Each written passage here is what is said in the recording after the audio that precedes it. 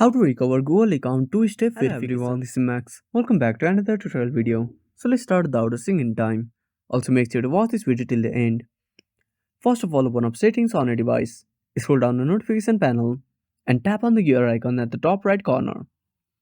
Now scroll all the way down to the bottom and tap on Google. Now wait for some time. Now at the top right corner, tap on the three dots. Now click on help. Now tap on source help. Now type two-step verification. Now once you're done, simply tap on search. Now tap on fix common issues with two-step verification. Now wait for the screen to load. Now tap on change your Google account password if you want to change your password or click on recover your account. Now simply tap on recover your account. Now tap on follow the steps.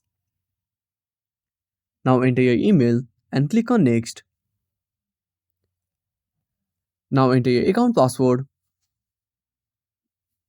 Now tap on next. Now wait for some time. And that's it. Thanks for watching. Make sure to subscribe our channel and hit the bell icon. See you in the next video.